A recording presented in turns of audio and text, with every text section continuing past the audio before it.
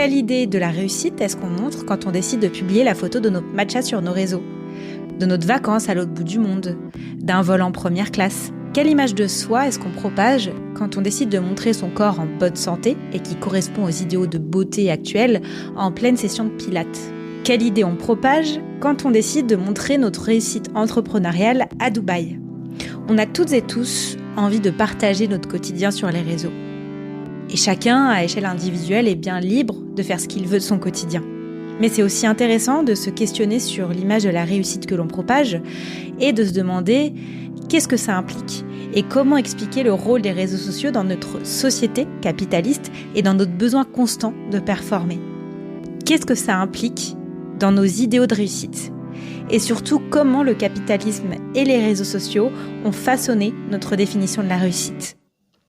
Aujourd'hui, j'invite Laura Besson, fondatrice de Bien dans ta boîte, hôte du podcast qui porte le même nom et autrice du livre « Transforme ta vie d'entrepreneur ». Elle forme des professionnels de l'accompagnement à faire attention à leur posture en prenant en considération les différents systèmes qui les entourent. Et si j'ai invité Laura, c'est pour avoir notamment une lecture plus politique de ces enjeux. L'échange est, tu le verras, très riche. Et j'ai décidé d'en faire 2 parties. Cette première partie permet de mieux comprendre les termes, les enjeux politiques, le lien avec le capitalisme. Et la deuxième partie sera beaucoup plus concentrée sur nos utilisations des réseaux et sur comment les mouvements tels que le masculinisme, par exemple, sont des mouvements qui politisent leur haine et leurs idées en réaction au mouvement féministe. Ce sera un épisode aussi un peu plus personnel sur nos rapports aux réseaux sociaux, que ce soit dans le cadre de notre travail, mais aussi dans notre vie perso. En attendant, je te laisse avec le premier épisode et je te souhaite une bonne écoute. Comment créer une information juste dans un monde numérique où chacun peut publier? Quelle est notre responsabilité en tant que créatrice de contenu? Comment redonner du sens et de l'éthique à nos prises de parole? Je suis Manon Marquez, ancienne journaliste et animatrice radio, aujourd'hui stratège média spécialisée dans le podcast. J'accompagne les entreprises à créer des médias podcasts plus conscients et impactants et j'interviens auprès des plus jeunes pour les sensibiliser à l'information. Dans le bon angle, je te partage des récits de terrain et des échanges avec des personnes qui créent et consomment des médias. Parce que l'information n'est jamais neutre. Tout est une question d'angle. Alors, comment choisir le bon angle? Bonjour Laura. Bonjour Manon. Merci d'être venue sur ce podcast Le Bon Angle. Je suis super contente de te recevoir déjà parce que on en avait déjà parlé et je sais que toi, l'exercice de l'angle, c'est quelque chose que tu aimes bien, notamment parce que tu le fais toi-même, que ce soit dans ta profession, mais aussi parce qu'une fois tu m'avais confié que tu le faisais aussi pour ton papa qui est dans la politique en local et que tu aimes bien rédiger, corriger ses tribunes, ses articles et que c'est un exercice que tu aimes beaucoup faire. Bah oui, maintenant il est retraité de toute fonction, mais mais ça a été remplacé par d'autres enjeux politiques que j'ai pu prendre moi ou avec mon mari, donc ça se retrouve toujours là. Et tu sais peut-être aussi ce qui t'a inspiré toi-même à te lancer, à être sensibilisé à toutes les causes dont on va parler aujourd'hui, j'imagine. Oui, moi je viens quand même d'une famille très politisée, donc on n'a pas tous le même avis, loin de là, mais bon, j'ai quand même grandi dans le bain politique dans les 2 sens du terme, hein, vraiment à la fois de politique politicienne et puis de politique au sens avec un P majuscule, que j'ai l'habitude de baigner dans les débats, les discussions, les réflexions, tout ça. Justement, aujourd'hui, c'est un épisode exprès pour amener une réflexion notamment sur les réseaux sociaux et le lien avec alors le capitalisme au sens large, et on va venir expliquer quel lien il peut y avoir, et aussi du coup ce que ça change aussi dans notre rapport à nous-mêmes, aux autres, que ce soit dans notre corps, dans notre vie, à tout ça. Mais avant, on va peut-être faire une petite présentation de toi, Laura, qui a plusieurs casquettes, puisque tu es autrice, formatrice. Et si je te reçois aujourd'hui, c'est notamment parce que toi, tu combines, que ce soit psychologie et lecture systémique, on va revenir sur ce mot juste après, pour former des professionnels de l'accompagnement à avoir un exercice de leur métier qui est plus conscient et qui permet de prendre en considération finalement que ce soit les minorités ou les logiques un petit peu du capitalisme, etc. Normalement, je ne me trompe pas. On est bon. Et comme j'aime bien vulgariser et que je sais que tout le monde n'est pas au même niveau de connaissance sur ces sujets-là, est-ce que tu pourrais commencer par poser un petit peu les bases de ta pratique, expliquer ce que ça veut dire d'avoir une lecture systémique et en quoi c'est important justement. Ouais, une lecture systémique, c'est l'idée que, alors, la systémie en psycho, c'est un référentiel de psycho. Alors en psycho, j'aime bien dire des fois avec un peu de provocation qu'on est tous d'accord sur rien, puisque vous êtes là dans une discipline au sens universitaire qui est très très très récente, comparé à nos confrères ou consoeurs de médecine ou de droit qui sont vraiment très vieilles disciplines, très vieilles institutions. Nous, la psycho, c'est très très jeune. Et avec un autre problème, c'est que en fait, on sait pas exactement ce qu'on étudie, au sens que il n'y a pas un accord épistémologique global. Donc souvent on dit psychologie, psycho, logos, l'étude de la vie psychique. Mais qu'est-ce que c'est que cette affaire-là? La vie psychique, est-ce différent de la vie biologique? Est-ce que c'est autre chose? Est-ce que c'est un peu des deux? Est-ce que c'est... Bref. Donc, du coup, il y a plein de référentiels et dont certains sont très connus, comme la psychanalyse, par exemple, qui a donné un référentiel psychodynamique, le référentiel des TCC, qui est très connu aussi, thérapie cognitivo-comportementale, les humanismes, blablabla. Et puis, il y a quand même la systémique, les systémiciens. Historiquement, c'est l'histoire des thérapies familiales et des thérapies de couple qui sont une sous-branche des thérapies familiales. Donc ça, c'est pour la systémique, on va dire vraiment purement liée à la psycho, avec tous les enjeux, tous les concepts qu'elle a. Mais grosso modo, pour dire, en fait, on regarde le bénéficiaire, donc le patient ou le client, on regarde le bénéficiaire à travers les systèmes qui l'ont façonné, principalement le système familial, puisque c'est de ce système dont il est issu.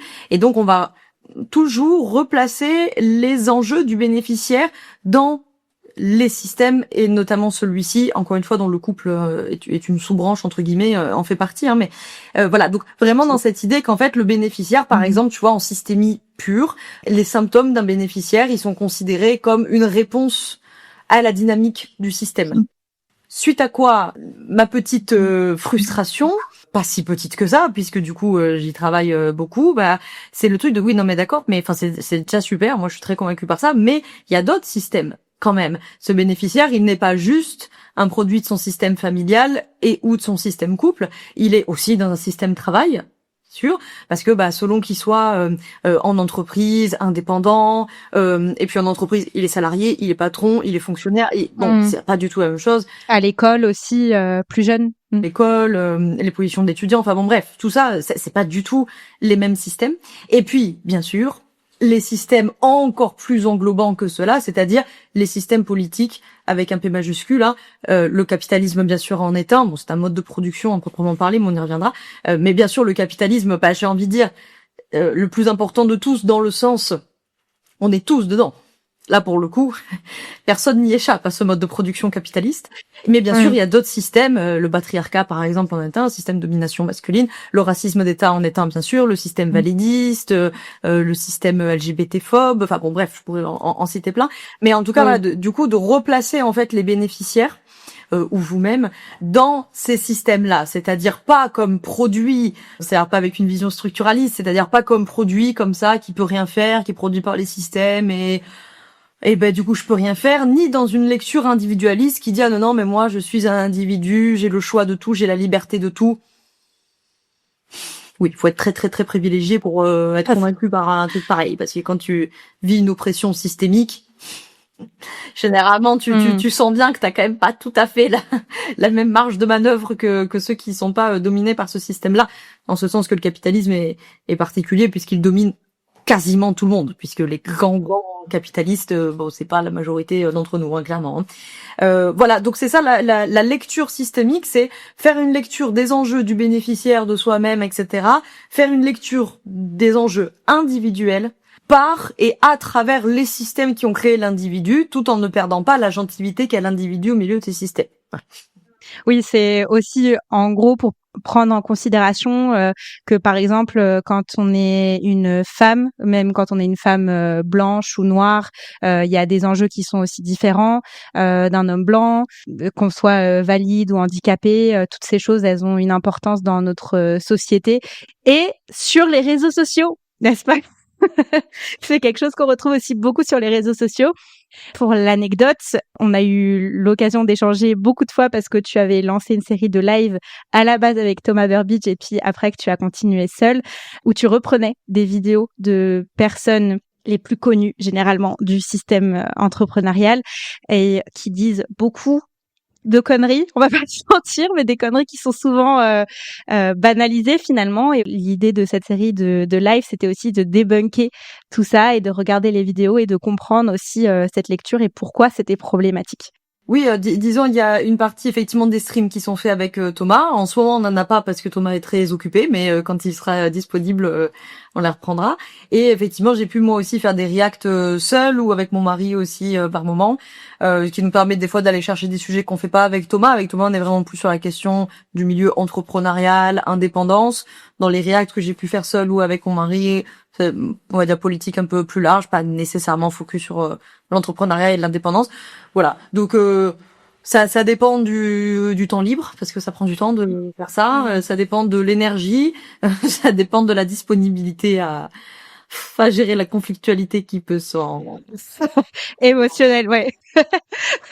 Mais ce qui est du coup hyper intéressant dans ces vidéos, je trouve, c'est que ça montre une certaine vision finalement de la réussite, que ce soit la réussite financière, la réussite, on le voit beaucoup aussi sur les réseaux sociaux de nos corps, hein, même si on sort de la sphère entrepreneuriale.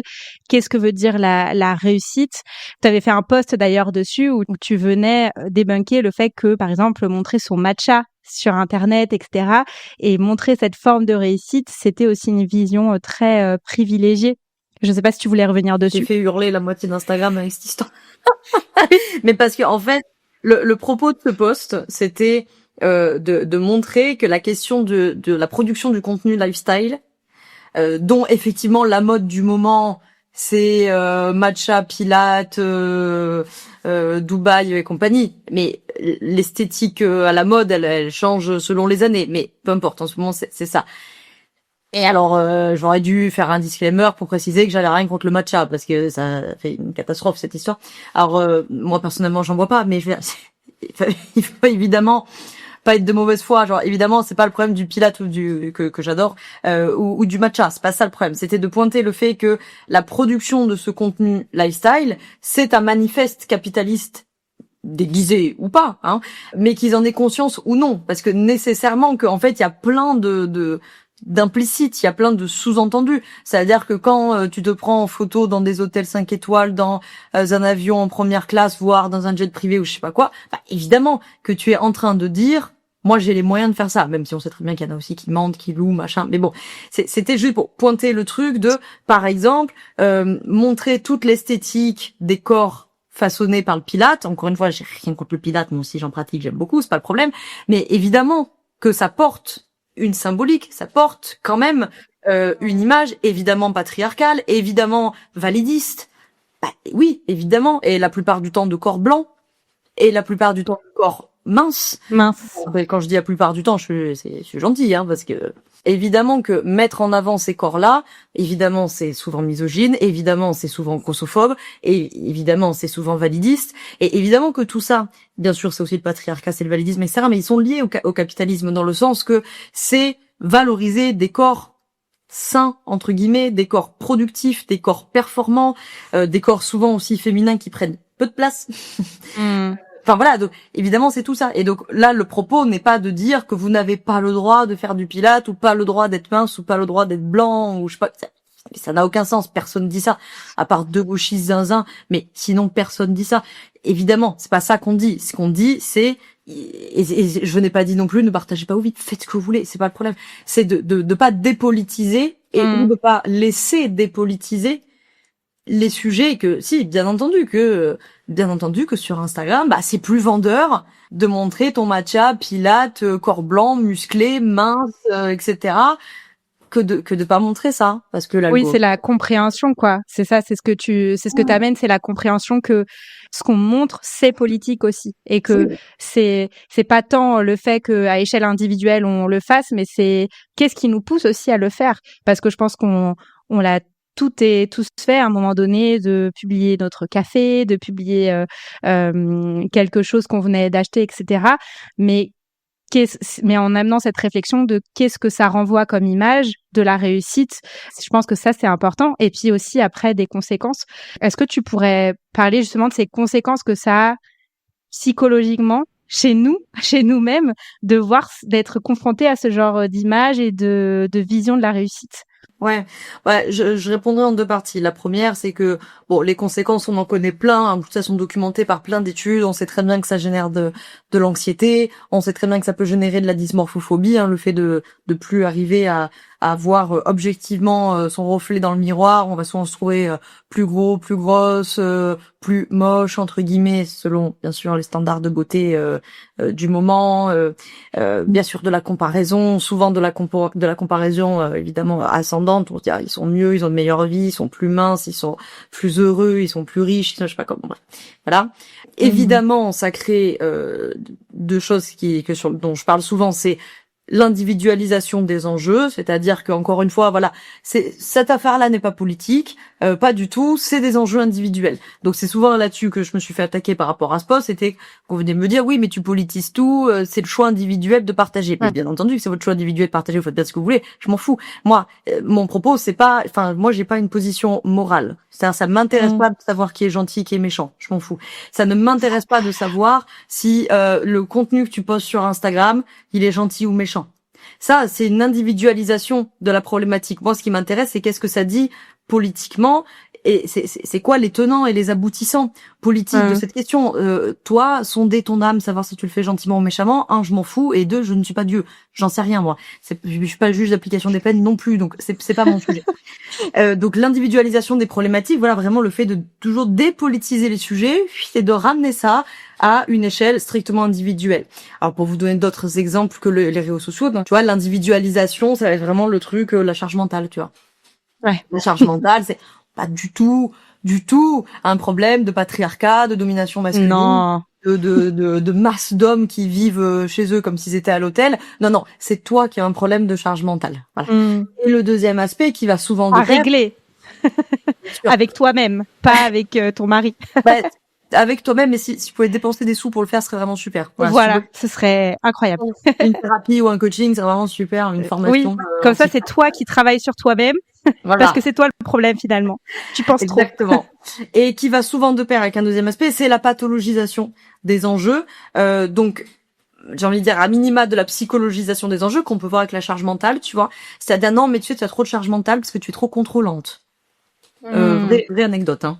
Vraie anecdote parce que vrai papier de l'INSERM quand même. Pour arriver à la conclusion que oui, mais enfin quand même, force est de constater que les femmes, elles ont quand même beaucoup de charge mentale, mais bon, en même temps aussi. Voilà, elles sont quand même très contrôlantes et puis elles ont un peu trop de standards. Elles n'acceptent pas de vivre dans des porcheries, donc aussi il faut pas se plaindre après. Voilà. Bon, bref, je caricature un peu le propos, mais bon, c'était quand même un peu ça le fond de l'affaire. C'est donc pas si caricaturé que ça. Voilà. Je crois que j'avais entendu un épisode des Couilles sur la table qui avait invité je crois que c'était un expert, je pourrais plus te dire, et le gars il disait qu'en gros le problème c'est que les hommes par exemple ils passaient pas tant la serpillière dans les coins et finalement ça impactait pas la propreté générale du lieu, et que en gros c'était aussi un travail collectif, que c'était aussi à la femme de lâcher prise finalement. Ça c'est vraiment un très bon exemple cette histoire-là. Je finis juste mon point parce que sinon je vais m'y perdre, mais je vais rebondir là-dessus parce que ça nous dit plein de choses. Et donc souvent effectivement ça va de pair avec à minima une psychologisation des enjeux, voire une psychiatrisation des enjeux. On l'a vu avec l'éco-anxiété par exemple. Encore une fois, on dépolitise, on n'a pas de problème de criminel climatique, on n'a pas de problème de réchauffement climatique, on a des individus qui déraillent complètement et qui sont victimes d'éco-anxiété. Je vais pas me faire des amis avec la phrase qui suit, mais j'ai le même avis sur le burn-out. Je ne dis pas que les gens ne vivent pas de burn-out. Je dis que c'est pas leur responsabilité individuelle d'être malade du burn-out. Je dis, il y a un mode de production de zinzin qui rend les gens malades, en tout cas, effectivement, dans des situations de dépression massive, qui est une réaction souvent adaptée, dans le sens que ça mène à se retirer du système travail, parce que justement, c'est une protection de tu peux pas rester dans ce monde de fou. C'est pas possible, tu vas mourir, quoi. Bon. Pour revenir au monsieur que tu citais là, en fait, c'est vraiment très intéressant ce truc-là, parce que alors je suis désolée, je vais casser les pieds avec des enjeux d'épistémologie, mais je pense que c'est vraiment utile à comprendre, même si c'est un peu casse-pied. L'épistémologie, c'est la manière dont on produit de la connaissance. Et donc nous n'avons pas un référentiel philosophique, pour faire très simple. Donc nous n'avons pas tous le même référentiel, et donc nécessairement, comme c'est à la base du raisonnement, on raisonne pas tous de la même manière, on n'arrive pas tous aux mêmes conclusions. Pour donner un exemple très très concret, pour pas faire trop casse-pied, vous avez dans notre milieu, par exemple, beaucoup d'épistémologie essentialiste, c'est-à-dire qui considèrent qu'il y a une essence. Vous voyez ? Alors par exemple, les coachs qui vous disent écoute ta vérité intérieure, il faut que tu suives ta voix intérieure. Voilà. Ça par exemple, j'aime mieux l'énergie féminine et l'énergie masculine. Je savais que t'allais faire cette tête. Je ne rebondis même pas parce que on va ouvrir un autre sujet. Mais oui, par contre dans les faits, c'est effectivement une épistémologie essentialiste. Alors là, le propos est pas de dire qui a tort, qui a raison, ça va être un débat pour après, mais c'est juste pour illustrer. Voilà, donc un essentialiste, il part du principe qu'il y a une essence, une vérité intérieure. C'est inné. Ouais. Face auxquels peuvent s'opposer des existentialistes. Et les existentialistes, qui sont souvent des héritiers de Sartre, par exemple, ou de Simone de Beauvoir, que peut-être vous connaissez avec sa phrase « On ne naît pas femme, on le devient ». Eh bien, par exemple, ça, c'est une phrase très existentialiste. Elle dit « Il n'y a pas d'essence de femme. On le devient dans l'existence ». Alors, les existentialistes, ils considèrent que c'est l'existence qui façonne les individus, et donc ces individus, ils ont un libre arbitre total, puisqu'ils n'ont pas d'essence. Voilà, donc ça, par exemple, c'est deux épistémologies qui sont pas d'accord sur ce point. Voilà, juste pour illustrer ce que je suis en train de raconter. Bon, donc du coup, nous évoluons.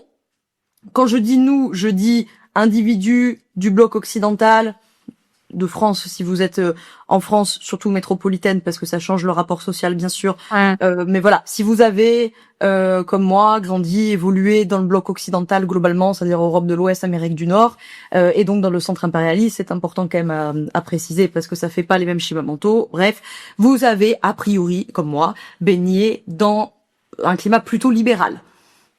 Plutôt très libéral. Oui.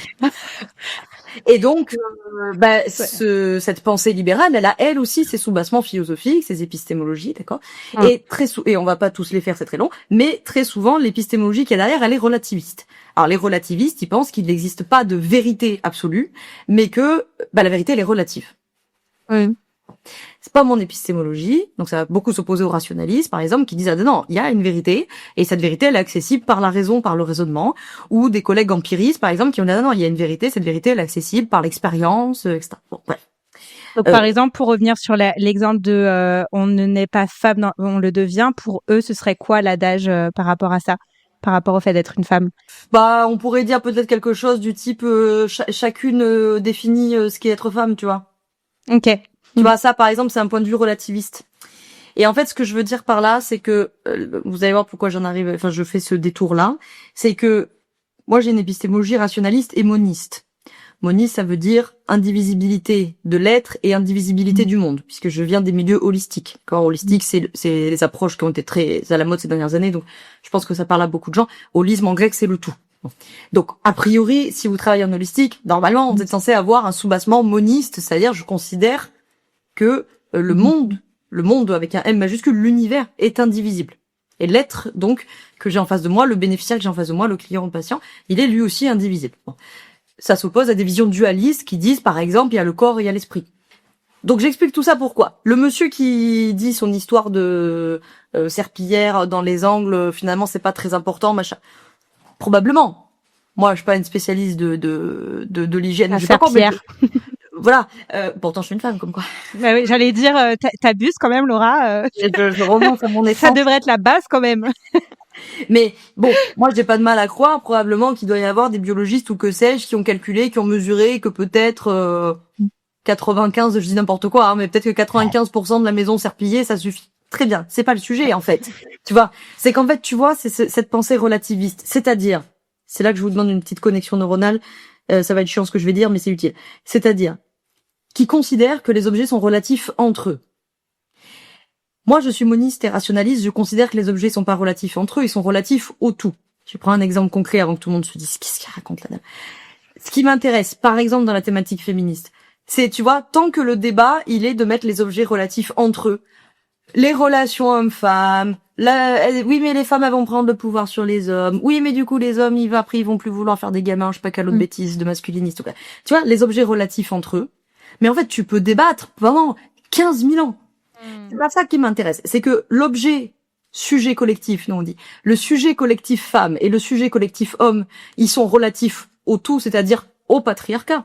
C'est bien ce système patriarcal qui dit sujet collectif homme à la production, sujet collectif femme à la reproduction. Du coup, après, on peut débattre pendant 15 000 ans de savoir si la serpillière, il faut la passer à 90%, 95% ou à 120%. Est-ce que les femmes, elles sont exigeantes ou trop exigeantes ou pas? Et putain, mais tout ça, ça n'a rien d'intéressant. Une fois qu'on aura débattu ça et qu'on a dit ça, qu'est-ce qu'on a dit du problème politique qui se pose dans le fait que le problème n'est pas d'aller voir les couples un par un pour leur expliquer comment ils se répartissent ces tâches ménagères. C'est pas ça le sujet. Le sujet, c'est que de manière systémique, le sujet collectif homme est un sujet collectif dominant sur le sujet collectif femme, qui sont donc deux sujets collectifs dont les rapports de force sont évidemment en faveur du sujet collectif homme.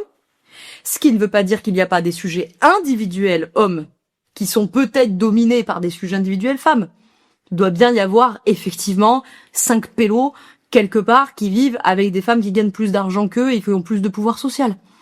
Ça doit bien exister, mais on s'en fout. C'est pas systémique. Bon, c'est pas un phénomène. En fait, c'est intéressant même l'exemple que tu donnes parce que même si c'est le cas, c'est quelle est la réaction et la sensation internalisée en fait de l'homme face à sa conjointe qui gagne plus par exemple. C'est pour ça que le sujet individuel dans ce cas-là, il est pas intéressant parce que tu vas toujours trouver un zigoto qui va dire ah oui mais moi le cousin de mon oncle il a un frère et il s'avère que sa femme on s'en fout. Tu vois bien que le phénomène il est pas systémique. Not all men.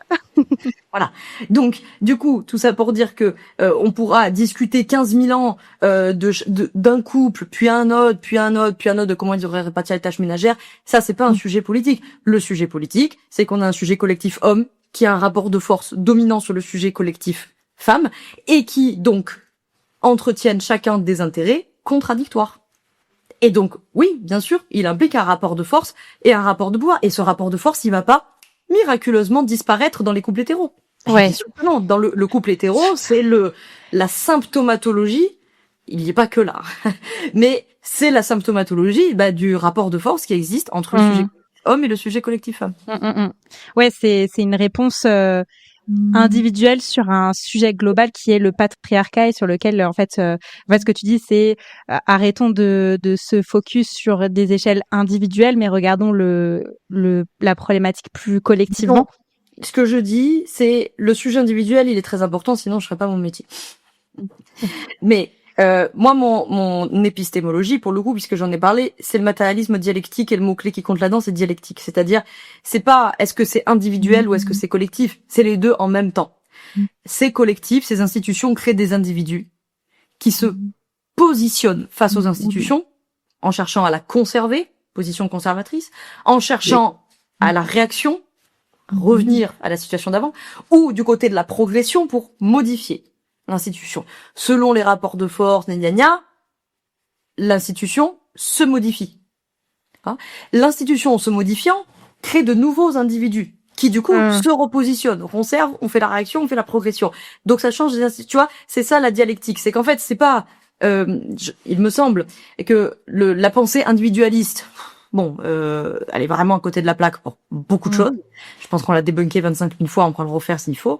Mais la pensée purement structuraliste, elle est aussi dans l'impasse, tu vois. Et en fait, ils ont tous les deux du vrai dans l'erreur. Parce qu'il leur manque la dialectique, à mon avis. C'est-à-dire que quand l'individualiste, il te dit, oui, mais quand même, enfin, je vais commencer par l'autre. Quand le structuraliste, il dit, oui, mais tu vois bien que tu es produit des structures, il a raison. C'est vrai. Bien sûr que tu prenais cet exemple-là, que en tant que femme, bien sûr que t'es pas structurée pareil qu'en tant qu'homme, et puis en tant que blanche, t'es pas structurée pareil que tes camarades qui sont noirs ou qui sont racialisés. Bon, et en même temps, évidemment, l'individualiste, il va dire, oui, mais alors du coup, si on est pur produit des structures, comment tu expliques que toutes les femmes blanches ne font pas le même choix?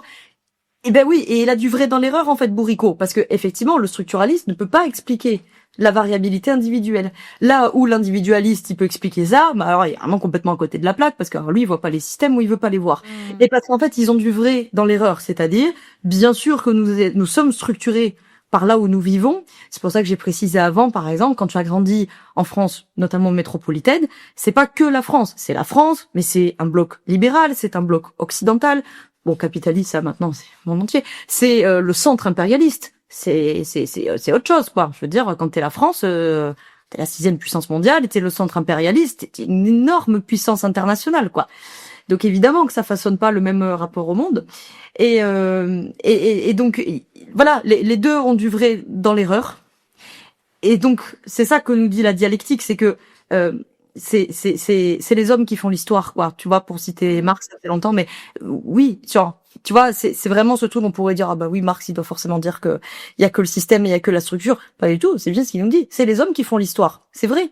Les individualistes, ils ont raison en ce sens. L'histoire, elle se change pas toute seule. C'est l'histoire des révolutionnaires, c'est l'histoire des luttes politiques, c'est l'histoire des militants. Et donc, c'est bien des individus à la base qui se mettent en mouvement.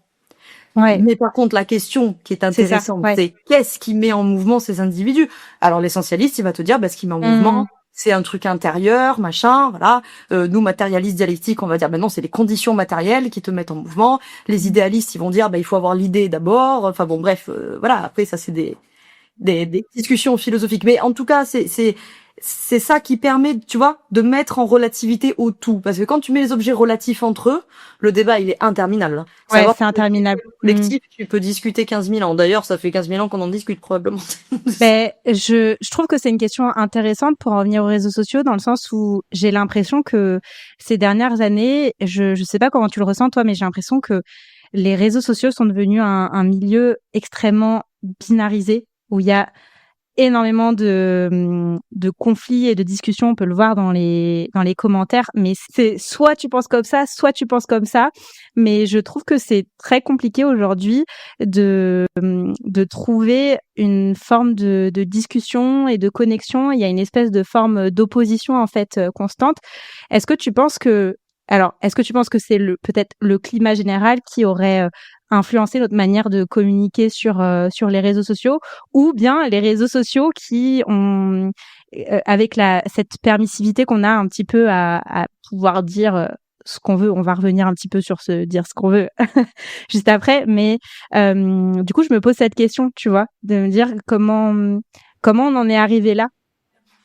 Alors, moi, mon avis, alors déjà, j'imagine, ça c'est un sujet que tu connais mieux que moi, que il y a un biais de l'algorithme aussi qui, par définition, fait que quand le sujet est très clivant, il y a plus de commentaires, il y a plus de réactions, donc évidemment, ça fait tourner la vidéo, donc il y a plus de commentaires, il y a plus de réactions, donc ça la fait tourner, bla. Bon, ça, j'imagine qu'il y a cet effet-là.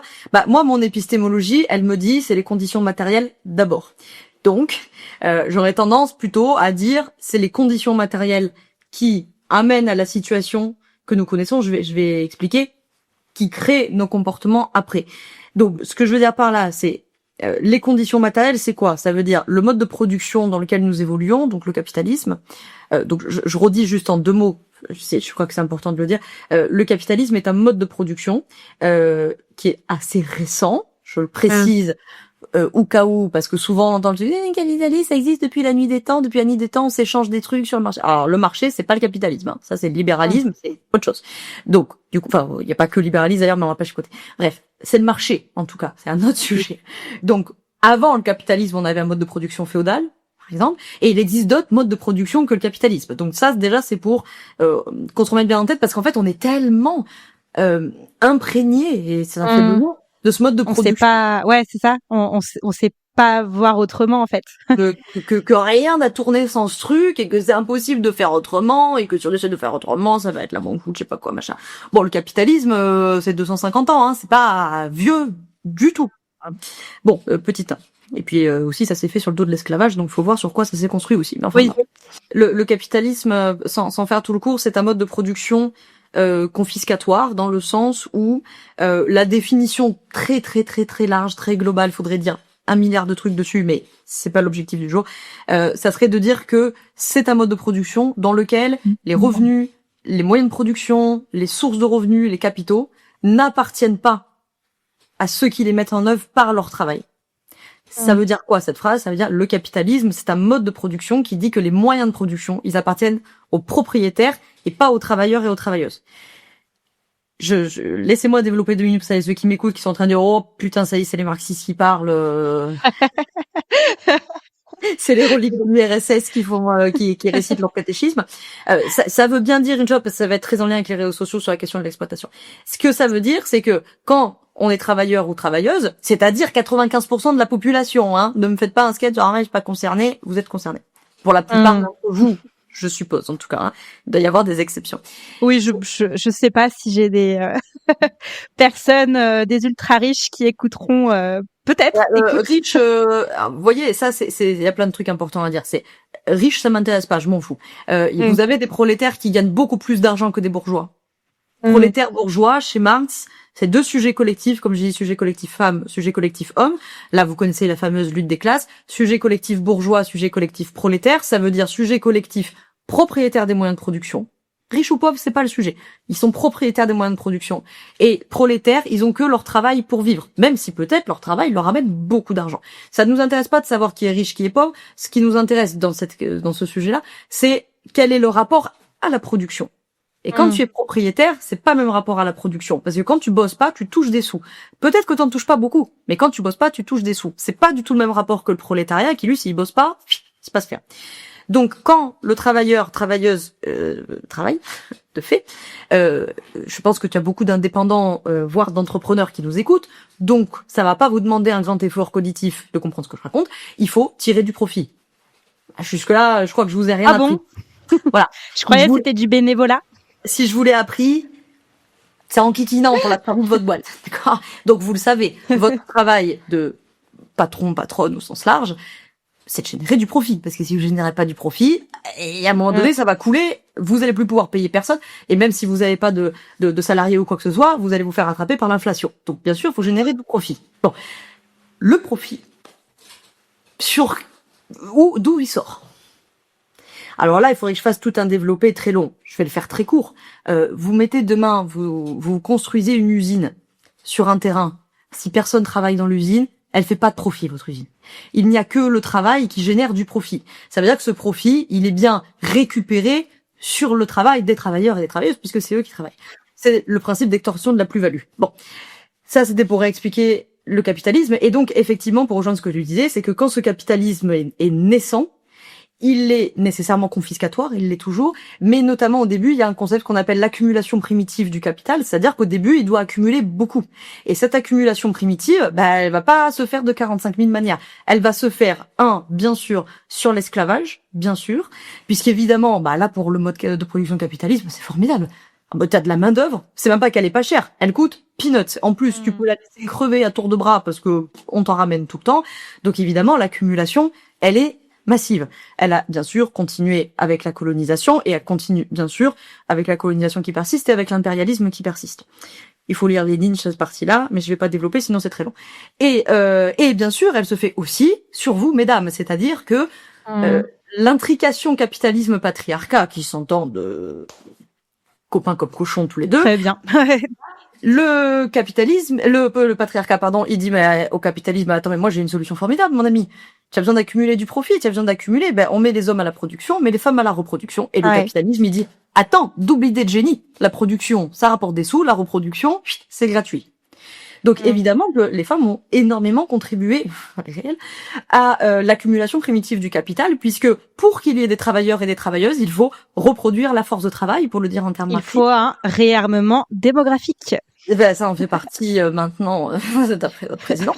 Mais même bien avant cette question-là, bien sûr, il faut reproduire. Et donc tout le question de la reproduction, qui n'est pas que la reproduction biologique, c'est la reproduction des foyers, c'est la reproduction des repas, c'est la reproduction des forces de travail, c'est la transmission des familles, c'est la reproduction des vivants, prendre soin des enfants, prendre soin des aînés, parce que c'est les femmes aussi qui s'occupent des personnes âgées, de la mort. Bref, je fais pas toute la liste, c'est très long. Tout ce travail-là est du travail entièrement gratuit, assuré par les femmes, majoritairement. Les mecs venaient pas me dire dans les commentaires, moi, c'est de ma femme, je m'en fous. Bon. Donc, ça se construit, évidemment, sur de l'exploitation, qui évidemment est massive pour l'esclavage, enfin, qui est totale pour l'esclavage, qui est totale, moins aujourd'hui pour les femmes, bien sûr, qu'il y a quelques années, mais qui existe toujours, et qui existe dans l'entreprise, dans le sens où, tu te fais extorquer la plus-value. C'est-à-dire, tu touches pas l'entièreté de l'argent qui est généré par ton travail. C'est très important parce qu'on va y revenir après sur les réseaux sociaux. Mais du coup, pour répondre à ta question, je pense qu'il y a un effet de l'algorithme.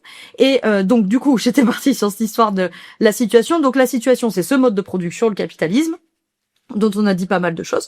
Ce mode de production est actuellement en crise, et dans une crise aiguë et massive. C'est pas la première fois, c'est pas la première fois, ce sera pas la dernière non plus, puisque c'est un mode de production la crise est inhérente à ce mode de production J'ai pas le temps de le développer, donc je vous invite à consentir à ce postulat.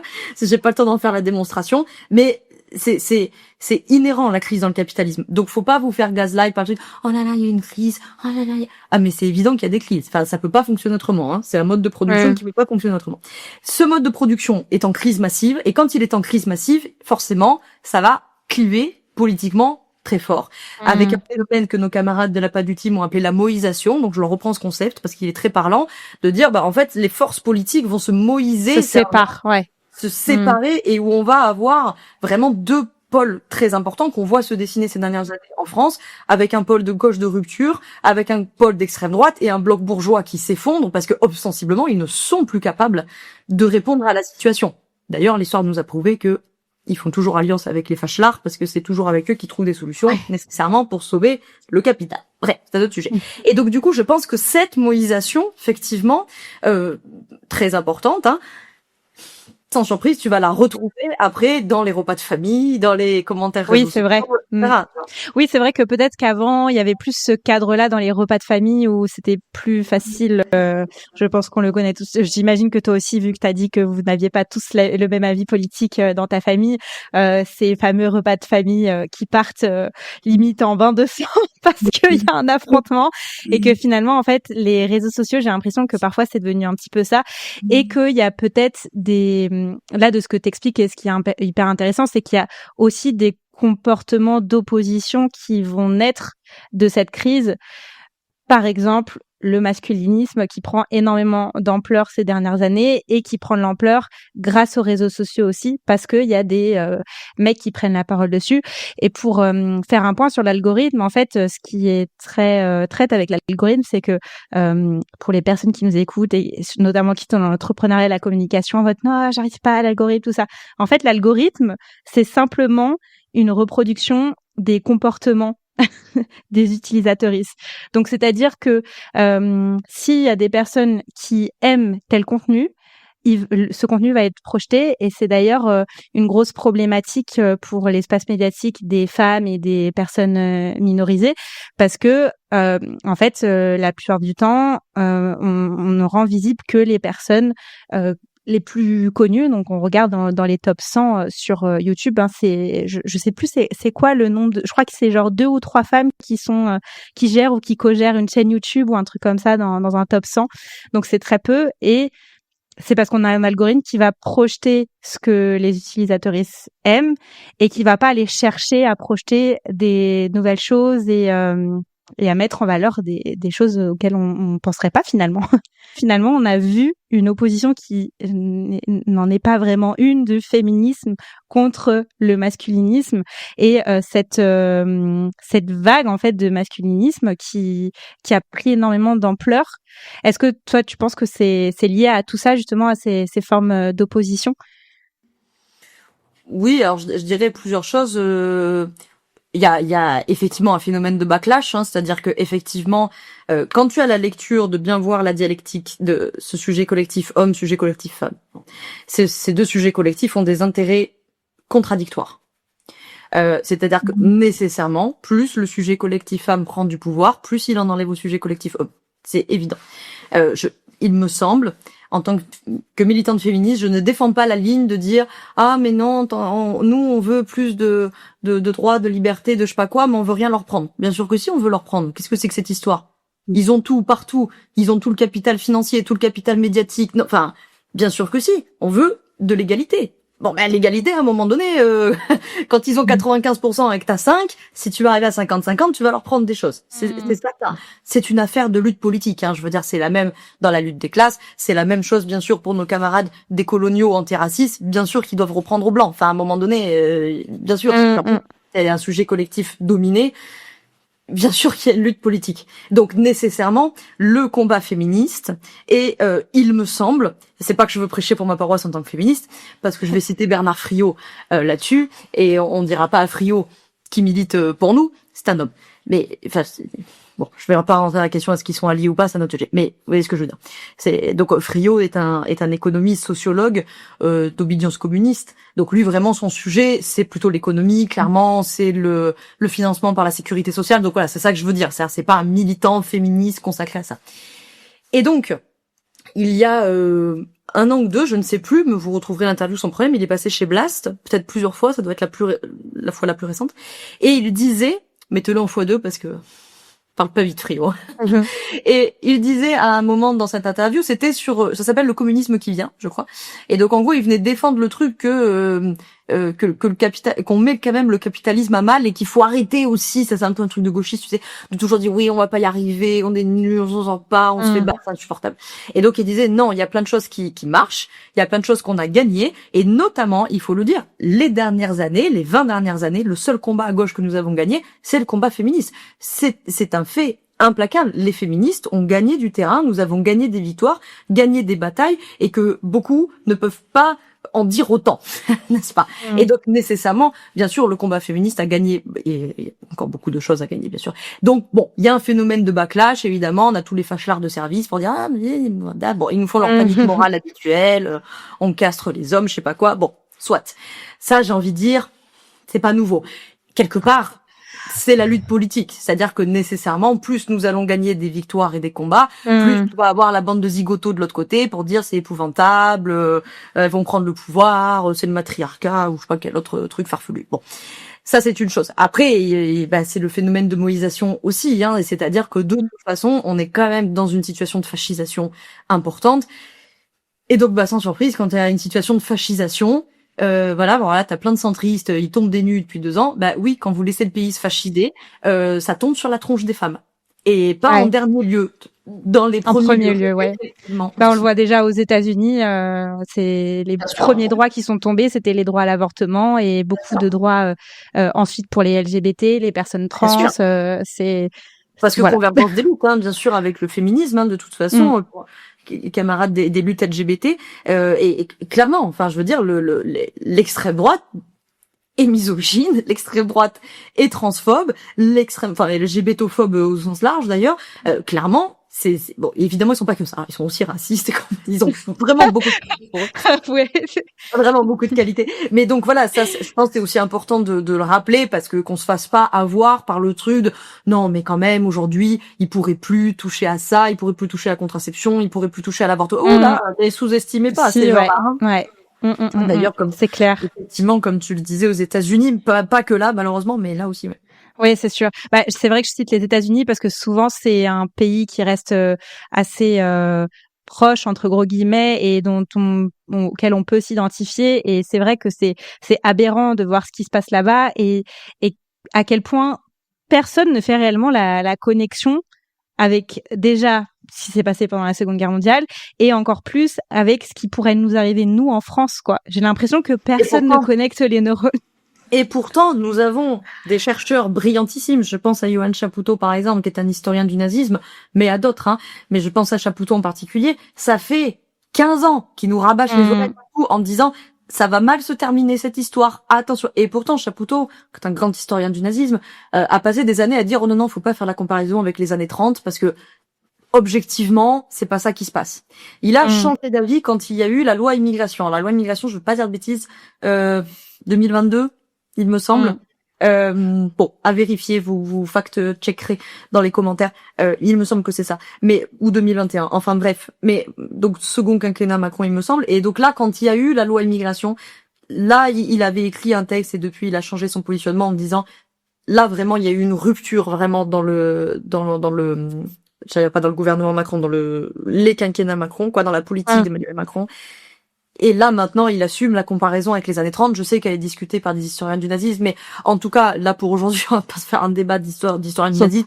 On n'a pas le niveau. Mais effectivement, nous avons quand même des chercheurs comme ça qui sont, comment dirais-je, qui sont les joyaux de la France. Enfin, je veux dire, ces gens-là sont des énormes cerveaux. Ils sont formés par nos universités. Ils forment nos universitaires. Ils ont consacré leur vie entière à étudier l'extrême droite. On peut pas citer Hugo Paletta aussi, qui est un sociologue spécialiste de l'extrême droite. Ça fait 10 ans qu'ils nous disent c'est la catastrophe. Ça va mal se terminer. On voit les répétitions, notamment la répétition la plus importante qu'il faut, il me semble, citer, c'est les centristes qui ont mis Hitler au pouvoir. Ça me tient vraiment à cœur parce que je n'en peux plus dans tous les podcasts de notre secteur, là, Louise Aubéry, tout ça, là, d'entendre à chaque fois le truc de oui, mais il a quand même été élu. Il a pas été élu, Hitler, c'est pas vrai, Il les a perdues, les élections. Lamentablement. Après une dissolution, si ça vous file des acouphènes, c'est normal. Ça va vous évoquer des trucs. Les centristes demandent une dissolution. Le parti nazi se tolle. Mais quand je vous dis il se tolle, vraiment, ils perdent les élections. Même l'autre, il menace de se suicider. Goebbels, il est en dépression totale. Enfin, c'est la cata, quoi. Et ils sont nommés, l'autre bourricot, là, nommé chancelier, en janvier 33, je vais y arriver. Nommé chancelier. Qui le nomme? Von Papen, c'est-à-dire le centriste de l'époque, parce que ces gens-là se mettront du côté du capital. Bon, le fascisme n'est qu'une, si je peux dire ça comme ça, n'est qu'une version du capitalisme, hein, de toute façon. Hein. Ouais. Donc, on l'a vu en Italie, on l'a vu en Allemagne, bien sûr, en France aussi, puisque nous avons collaboré. Maintenant, effectivement, aux États-Unis. Enfin, voilà, donc c'est vraiment terrible parce qu'en fait, tu vois le cirque médiatique. Ouais. À la télé, n'en parlons pas, et puis sur les réseaux sociaux, qui silencient, qui invisibilisent des politiciens, c'est une chose, mais notamment des chercheurs qui, eux, depuis 10 ans, ont tous les éléments pour dire, voilà ce qui se passe. Ouais, c'est ça. Mais je trouve que cette question-là, elle est intéressante par rapport à notre thématique parce que on en vient aussi à l'accès à l'information aujourd'hui. Et alors déjà je pense que pour beaucoup on s'est et puis nos générations on s'est énormément détourné des médias mainstream parce que on a capté aussi un fonctionnement et la manipulation qu'il pouvait y avoir aussi sur ces médias et du coup je pense qu'on n'est plus beaucoup à regarder la télévision ou les chaînes d'information, etc. Ce qui nous reste, en fait, ce qui nous laisse les réseaux sociaux, nous, en tout cas pour nos générations. Et les réseaux sociaux, la problématique, c'est qu'il peut y avoir tout et n'importe quoi. Et on mentionnait aussi des fausses informations. Nous-mêmes, parfois, on peut en dire, c'est pour ça qu'il faut absolument vérifier ses sources à chaque fois. Et ces informations ont une responsabilité aussi dans la manière dont on appréhende la politique aussi aujourd'hui, parce que c'est cette manière-là dont on s'éduque. Est-ce que tu pourrais parler peut-être de ce lien du capitalisme avec la manière dont on s'informe aujourd'hui et l'information sur les réseaux sociaux? Ah bah alors là, pour une fois, je vais répondre de manière courte. On s'entend, hein? Bon. Mais disons, là, le lien, pour le coup, il est évident. Bah, c'est que ce sont des entreprises privées. Donc, nécessairement, ce sont des capitalistes qui sont à la tête de ces, des médias aussi d'ailleurs. Hein. Bon, nous, il nous reste encore un service public qui résiste mollement, mais sinon, évidemment, le problème que vous avez sur les chaînes de télé, parce que sur les réseaux sociaux, vous êtes quand même informé par la télé, parce que vous avez des extraits d'interviews, oui, c'est ça, ouais. Vous avez des shorts, des réels et compagnie. Donc bon, vous êtes aussi informé par eux, enfin informé. Bon, vous avez compris. Évidemment, avec le problème massif qu'on connaît aujourd'hui en France, c'est-à-dire que on a des monopoles qui se font dans les mains de quelques milliardaires qui possèdent une bonne partie des chaînes télé, ce qui est un point commun avec l'Allemagne des années 30 d'ailleurs, soit dit en passant. Et donc du coup, vous avez aussi ce problème-là, bien sûr, avec les réseaux sociaux en tant que tels, c'est-à-dire que bien sûr, Instagram, Facebook, toute la clique, c'est une seule entreprise, c'est Meta. De l'autre côté, vous avez Google qui du coup possède YouTube, machin. Enfin, donc après, oui, c'est des. Et sans parler d'à qui appartiennent les comptes et les médias sur lesquels on s'informe. Et ça, c'est toujours hyper important d'aller regarder à qui appartiennent. Même parfois, il y a des médias féministes et tout. Il faut faire attention parce qu'ils appartiennent pas toujours du bon côté. Et c'est juste que ça fait du pognon et que effectivement, on a des milliardaires d'extrême droite qui les rachètent. Donc effectivement, t'as raison, il y a cette problématique de à qui appartiennent les médias finalement aussi.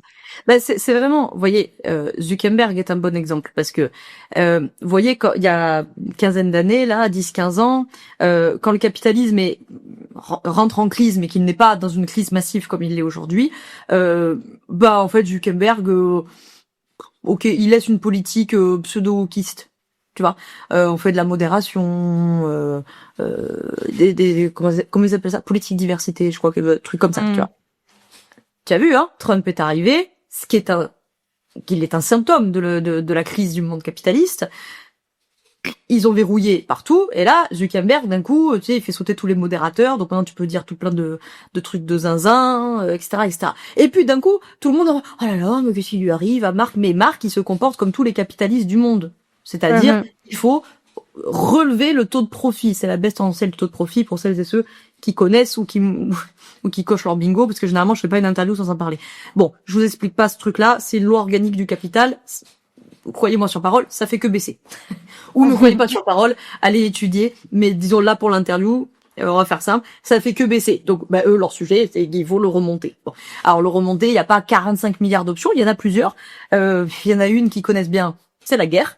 Voilà, et donc en ce moment, vous y êtes, c'est-à-dire que ça fait remonter le taux de profit. Vous pouvez demander aux actionnaires de Total, pour eux, tout va bien.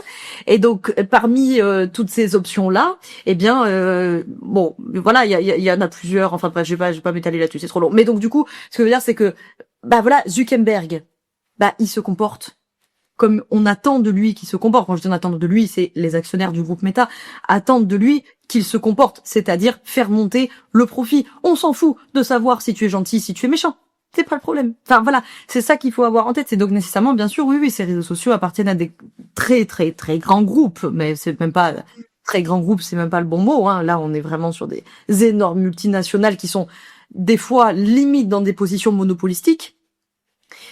Donc nécessairement, c'est de la même manière. C'est pour ça que je vous expliquais toute cette affaire-là sur l'extension de la plus-value là tout à l'heure. C'est que quand vous êtes créatrice de contenu sur ces plateformes, soit parce que c'est votre métier à proprement parler, soit comme moi ou comme Manon, c'est votre métier collatéral parce que c'est votre canal d'acquisition pour votre entreprise, bien je vous ai rien appris. Vous voyez bien le nombre d'heures que vous passez à produire du contenu.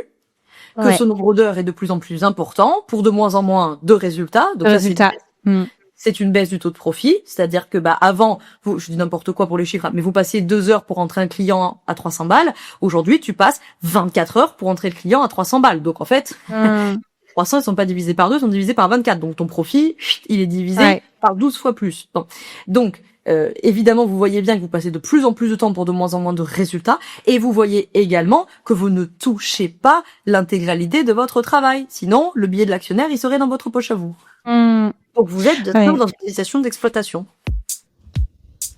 C'est déjà la fin de cette première partie qui, j'espère, aura été éclairante pour toi. Je trouve ça assez intéressant de faire ce travail de définir des termes qui sont importants pour comprendre un cadre qui n'est pas juste individuel.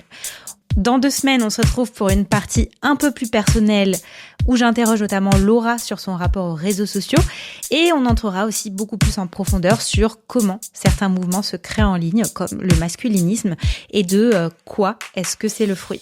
En attendant, tu peux retrouver la newsletter associée en barre d'infos et n'hésite pas à me laisser des étoiles, un like si tu es sur YouTube, un commentaire et de partager cet épisode autour de toi afin de m'encourager. Après, je vais pas te mentir, la meilleure des récompenses reste quand tu m'envoies un message, notamment sur Instagram, pour me dire ce que tu as pensé de l'épisode. Belle journée!